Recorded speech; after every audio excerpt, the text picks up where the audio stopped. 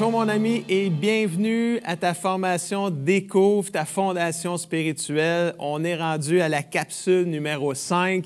On vient de regarder la capsule Dieu, Découvre Dieu le Père. Alors aujourd'hui, tu l'auras deviné, ça va être Découvre Dieu le Fils, Jésus. C'est son nom.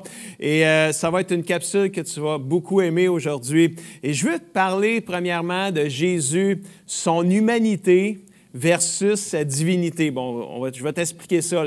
Son humanité, c'est Jésus était aussi un humain sur la terre, mais en même temps, il était divin, il était Dieu. Il était ce qu'on dit dans notre milieu, Dieu. Jésus est Dieu fait homme, Dieu qui est devenu un homme, qui a marché parmi les humains. Alors, on va regarder, Jésus était à la fois humain, son humanité, mais il était à la fois Dieu divin, sa divinité. On va regarder ça ensemble. Philippiens, chapitre 2, verset 7. Tout ce qu'il avait, Jésus, là, tout ce qu'il avait au ciel, il l'a laissé. Il s'est fait serviteur. Il est devenu comme les hommes et tous voyaient que c'était bien un homme. Alors ça, là, c'est Jésus. C'est Jésus, là, il a tout laissé le ciel pour pouvoir venir sur la terre. C'est le plan du Père, de Dieu le Père, d'envoyer Jésus, venir sur la terre comme un humain, mourir comme un humain, mais être à la fois Dieu. Donc, il était aussi un homme. Ça, on le voit très bien aussi. Puis partout là, dans les évangiles, Matthieu, Marc, Luc, Jean, je t'encourage à lire les évangiles, c'est la vie de Jésus au complet là-dedans. Là. Tu lis les évangiles, Matthieu, Marc, Luc, Jean, et tu vois un Jésus qui était sur la terre, qui a fait face aux limites humaines sur la terre. Jésus a souffert de la faim. Il a souffert d'anxiété et d'angoisse. Il a grandi. Il y a un verset qui dit « Jésus a grandi en stature et en grâce devant Dieu et devant les hommes ». Il est né, il était un bébé, il a grandi. Il a vécu la vie humaine à quelque part. Il a souffert de solitude aussi. Il a été déçu par les gens, il a été critiqué, il a été jugé.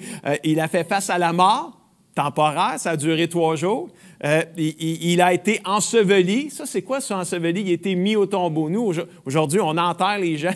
Eux autres, dans ce temps-là, ils les mettaient dans un tombeau. Ils les ensevelissaient. C'était le terme là, qu'il employait. Il a été mis au tombeau. Mais il est ressuscité. Fait qu'il n'est pas resté là-dedans longtemps. Et on voit qu'il a souffert d'angoisse dans Luc 22, 44, tout juste avant d'aller être crucifié sur la croix, mourir sur la croix. La Bible dit « saisi d'angoisse ». Jésus priait avec encore plus d'ardeur et de ferveur. Sa sueur, il était tellement angoissé qu'il en suait et sa sueur devint comme des gouttes de sang qui tombaient par terre. Donc, on peut voir que Jésus était un humain aussi. Il était Dieu, mais il était à la fois aussi un homme comme tous les autres. Là où Jésus se démarque, c'est parce qu'il était divin, justement. Malgré son humanité évidente, c'est que Jésus n'a jamais péché. Jésus était très différent des autres. Premièrement, sa conception. Quand il est né sur la terre, il est né d'une vierge. Ça veut dire quoi, ce né d'une vierge? Mais ça veut dire qu'il est né d'une femme qui n'a jamais fait l'amour avec personne. Une vierge, là, c'est quelqu'un qui n'a jamais fait l'amour. Donc, Jésus, il est né d'une femme qui n'a jamais fait l'amour avec aucun homme. Donc, on voit sa conception, c'est le Saint-Esprit qui est venu dans le ventre de Marie et c'est qui a conçu Jésus, là, si on peut dire comme ça. Sa conception était déjà différente de tous les autres êtres humains. Il y a aussi qui fait de lui un être différent, sa naissance qui était différente. En même temps, il est né dans une étable et non pas dans un hôpital. Déjà là encore, sa conception, sa naissance, le fait qu'il était aussi sans péché, il n'a jamais péché, bien là, il confirmait qu'il était un Dieu et pas juste un homme. Donc, Jésus était à la fois homme, à la fois Dieu. Il avait une autorité quand il prenait la parole et les gens en étaient grandement étonnés. Quand il a fini ce qu'on appelle son sermon sur la montagne dans Matthieu 5, 6 et 7, regardez ce que les gens disaient de lui. Quand Jésus a fini de dire toutes ces paroles, les foules sont très étonnées par sa façon d'enseigner. En effet, il enseigne avec l'autorité que Dieu lui donne. On voit que Jésus, là, il était juste complètement différent de tout le monde. Ses miracles sont grands et incalculables. Mais ce qui fatiguait les religieux de son époque, bien gros. Ça les fatiguait beaucoup, les religieux de son époque, parce que les religieux de l'époque croyaient en Dieu, mais ne croyaient pas ils croyaient en Dieu, mais ils ne croyaient pas que Jésus était Dieu le Fils. Alors, c'est ça là, qui buguait pour eux autres. Là, c'est vraiment, ça les fatiguait énormément. Puis quand Jésus, il pardonnait les péchés des pécheurs, puis des gens, eux autres, ils étaient choqués, bien noirs. Pour les religieux, là, juste Dieu qui pouvait pardonner les péchés. Mais Jésus pouvait le faire. Il était Dieu et il a confirmé sa divinité quand il a pardonné les péchés du paralysé qui a été apporté par 4 amis par le toit de la maison. Pour ceux qui connaissent cette histoire-là, dans Marc chapitre 2, vous pouvez lire tous les premiers versets de ce chapitre-là. C'est l'histoire du paralysé qui a été apporté par 4 amis par le toit d'une maison à Jésus-Christ. Et Jésus a dit, vous devez le savoir, le Fils de l'homme, il parlait de lui-même, a le pouvoir de pardonner les péchés sur la terre. Puis après ça, il a dit au paralysé, lève-toi de ton lit, prends ton lit, puis va-t'en chez vous. Puis l'homme qui était paralysé depuis longtemps s'est levé de son lit, il a pris son lit, puis s'est mis à marcher, puis il était guéri. Jésus a fait des miracles par-dessus miracles. Il était vraiment extraordinaire, mais Jésus, c'est super important pour toi là, de comprendre ça. Il était à la fois un homme et Dieu. C'est Dieu qui est venu sur la terre et qui a pris la forme d'un homme et qui a vécu comme un être humain, mais parce qu'il était Dieu, il était parfait. Mais il a vécu l'être humain au niveau des émotions, au niveau de tout ce qu'il a vécu sur la terre. Il l'a vécu comme toi et moi, on le vit. La seule différence, c'est que Jésus était Dieu, il n'a jamais péché. Maintenant, j'aimerais parler un peu de l'œuvre de Jésus-Christ, qui est aussi importante que sa divinité ou son humanité. Jésus, premièrement, il est mort. Sa mort. Parlons de sa mort. Probablement, c'est un des événements les plus remarquables du christianisme, c'est sa mort. Mais c'est sa mort. Qu'est-ce qu'elle avait, sa mort? 1 Corinthiens 15, 3 nous dit, « Christ est mort pour nos péchés. » Et là, c'est ça. Jésus, il n'est pas mort juste pour mourir. Il est mort pour nous libérer et nous sauver de nos péchés. Ça, là, c'est vraiment quelque chose qui est remarquable et extraordinaire. La signification de sa mort, il existe une certaine affinité véritable entre l'homme et son Créateur. Mais quelque chose est arrivé qui est venu détruire cette relation-là. Puis tu sais, c'est quoi, hein?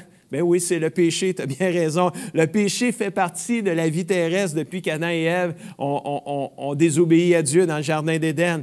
Et pour que tu en sois délivré, il faut que Dieu intervienne. Et c'est ce que Dieu a fait quand il a envoyé Jésus-Christ sur la terre, mourir pour tes péchés, mourir pour les miens, et rendre possible une relation avec Dieu qui s'était brisée à cause du péché. Il a accompli pour toi ce que tu étais toi-même impuissant à faire.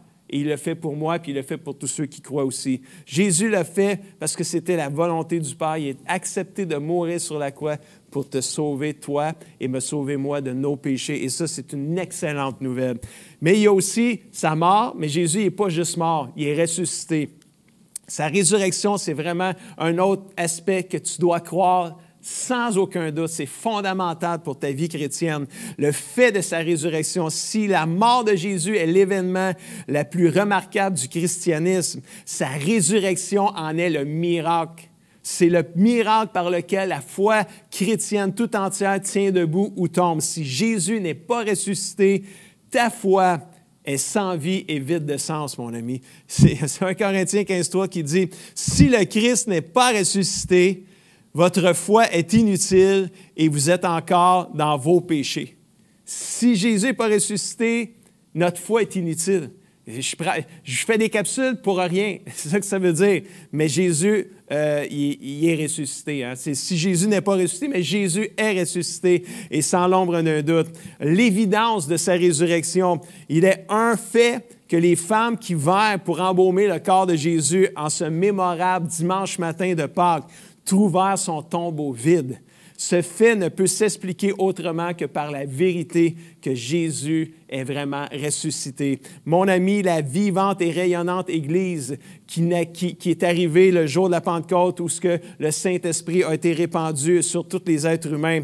S'il est clair et vrai que Jésus est ressuscité des morts et l'Église qui est née là, que son chef est vivant. Le chef de l'Église, c'est Jésus-Christ, puis il est vraiment ressuscité des morts. Il est vivant aujourd'hui. Celui qui est mort pour toi vit maintenant en toi par le Saint-Esprit et il intercède, il prie pour toi. On le voit dans Hébreux 7, verset 25. C'est pourquoi Jésus peut sauver définitivement tous ceux qui s'approchent de Dieu par lui, car il est toujours vivant. C'est bon ça, il est toujours vivant pour prier Dieu en leur faveur. Alléluia.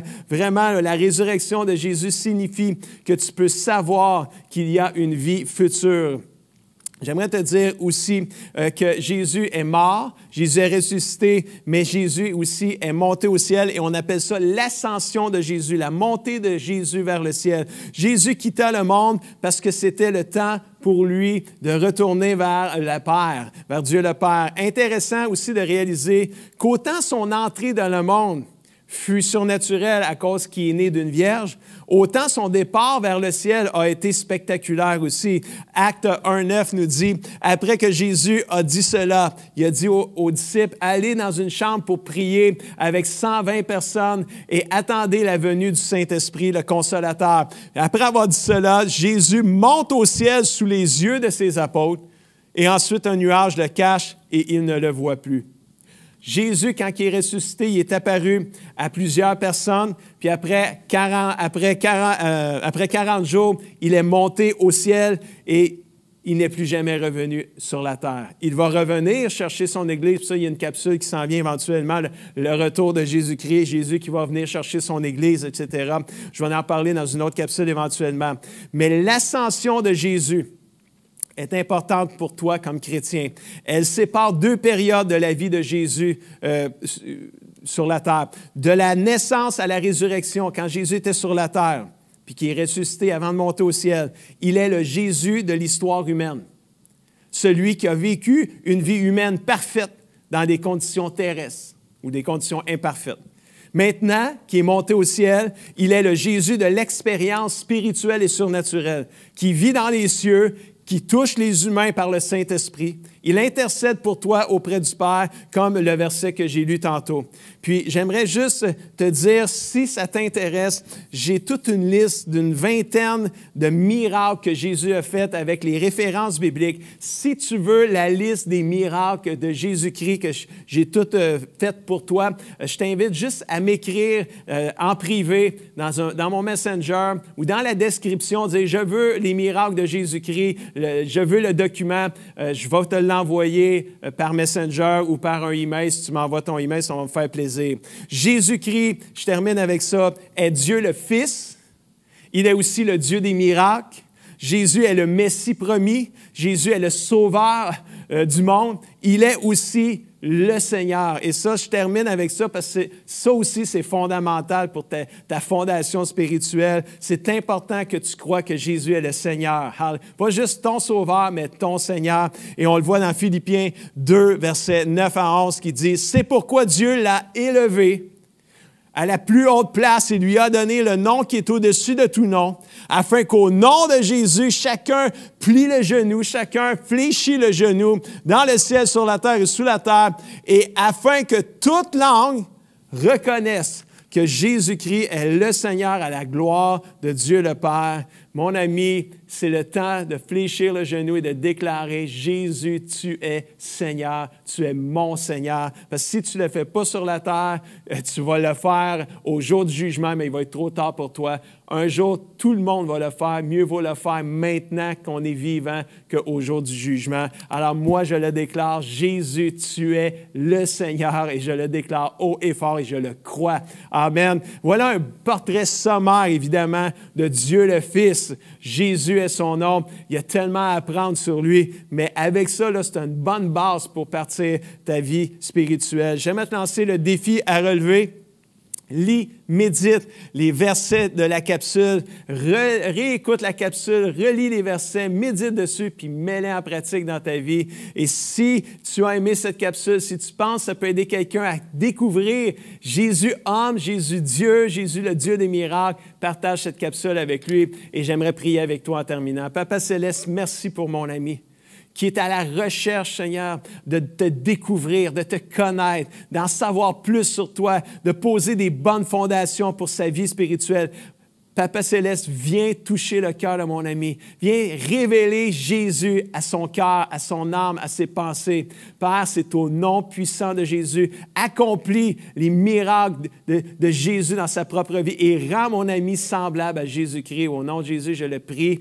Et tout le monde dit Amen et Amen. Mon ami, sur ce, je te dis à la prochaine capsule.